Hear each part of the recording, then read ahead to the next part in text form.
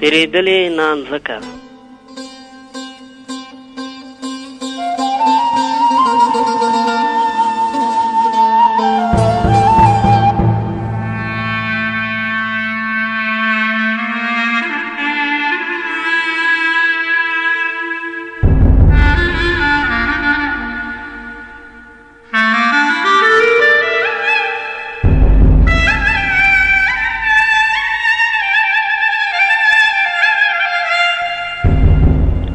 ګلاب د ویسکي څلورم جام په سر راواړو او په بیړه یې له کاتیا لاسونه راتاو کړل. خو هغې ژر ټېل واهه. لږ ودرېږه، چېرته بیړه لرې؟ د کمیسه وروستۍ تڼۍ یې پرانیستلې چې ناببره تلیفون اواز شو. ګلاب په غورېدو تلیفون ته ورغی. په غضب شوی وخت او ناوخت نه ګورئ. د تلیفون غوږی یې په تاو پورته کړ. هلو ګلاب یم. له مخامخ لورې له سلام ویلو پرته ځواب ورغی. خنزیره، نه مې درته ویل چې په دې ډمه مې پګړۍ په ځمکه مه وله. درې وله، 5 کاله دې دې پاڼه وانه ړوله. له دې سره تلیفون ژر بند شو.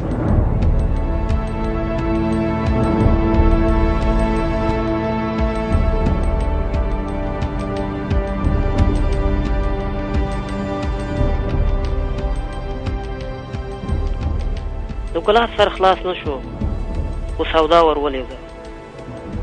ژر یې بېرته د تلیفون په کولو لاس پورې کړ. خو لا یې وروستۍ شمېره نه وه وهلې چې کاتیا له لاسه راونیو. هېڅ آداب دې نه دي زده. ما خو درته ویل بیړه مه کوه. ګلاب ور غبرګه کړه. لږه ودرېږه، څه مهمه خبره ده. کاتیا ژر ځواب ورکړ. په بلا یې ووهه، د تلیفون مزی راوباسه. کاتیا پرانیستې تڼۍ ګلاب د لاسه راونیو او دواړه د خوبه پټې وو.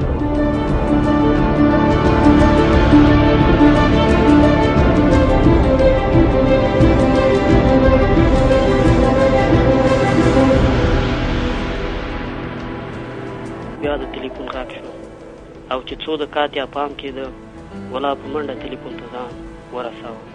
هلو، ځواب یې واورېد. زه جلال الدین ستا تره یم. پلار دې له غوسې تور راوښتی. غوڅ او ښکاری درته نه دي ویلي، زه به یې در سپینه کړم. ښځه ډمه دې د سړي سره ونیوه. ګلاب خبره کې ور ولوېد. لږه اشاره ابا هم را کړه. ښه لړه مو کړه که د نه خطا شوه. هو په هماغه دم مو له هغه خندید سره یو ځای لړه کړه. چا؟ نسیم وراره زوی دی. په غرور ګلاب ور غبرګه کړه. وا شاباس نره، دا هم ګوله ورولی شي؟ ترې هم په غرور ځواب ورکړ. 2 جاغوره یې پرې تسپړي.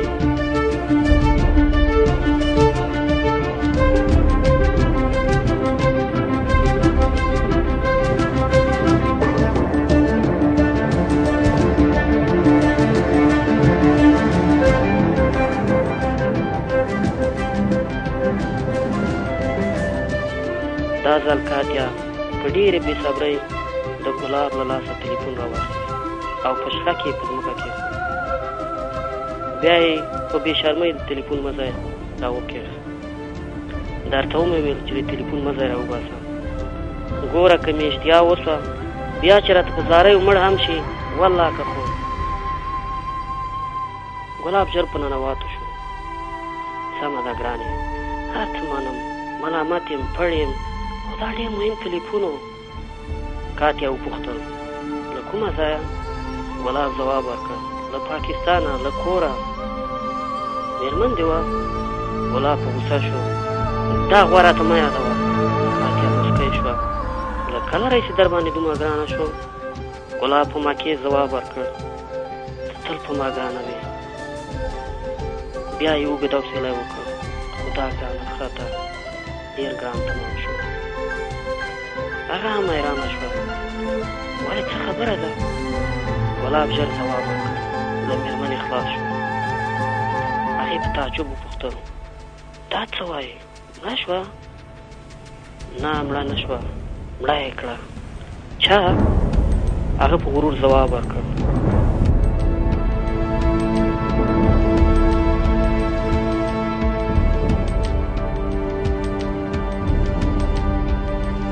زما زمري زوی. هغه نور هم حیرانه شوه. دا څنګه ستا زوی خپله مور؟ په ارامه یې ځواب ورکړ. او کاتیا، دا زموږ رواج او رسم دی چې ښځه له خپل میړه پرته لار پردي سره په زنا او خطا په هماغه دم وژني. هغې ټوپ کړ. دا څه وحشت دی؟ زوی خپله مور؟ هغې ته نور هم سودا ولوېده.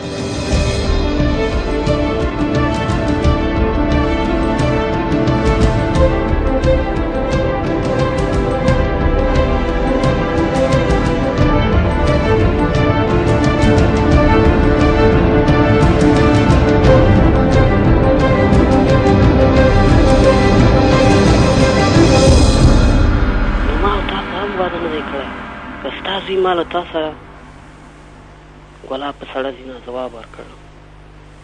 د ښه مرغه لا داسې پېښه نه ده شوې چې چا د خپل نارینه له پردۍ ښځې سره په زنا او خطا وژلی وي. کاتیا دستي استدلال وکړ. ته نو دا عدالت بولي؟ ګلاب په بیړه ځواب ورکړ. اوس به څه د حقوقو لکچر درکوم. را نږدې شه چې پارته تیږه کېږدو او سر له سبا د واده پلانونه جوړ کړو. او ګوره، زما د زمري زوی لپاره د یو بیناللیک چاران وسنجوه.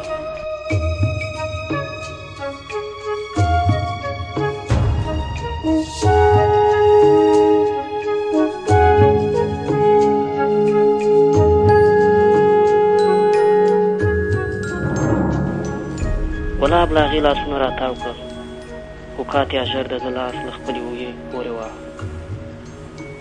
نو که ستا زوی دلته ما له چا سره په بدپیلو نیسي بیا؟ ګلاب دستي ځواب ورکړ چې له مور سره یې وکړل ما یې نو څنګه پرېږدي.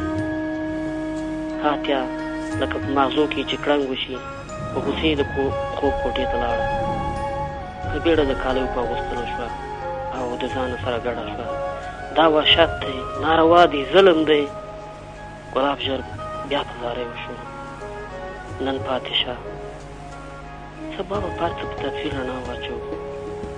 ګوره، زموږ ننۍ که بدې لري ښېګڼې هم لري، خو هغې په زور له هغه خپل لاس راښکو او د تل لپاره یې د ده سره 15 کلنه دوستي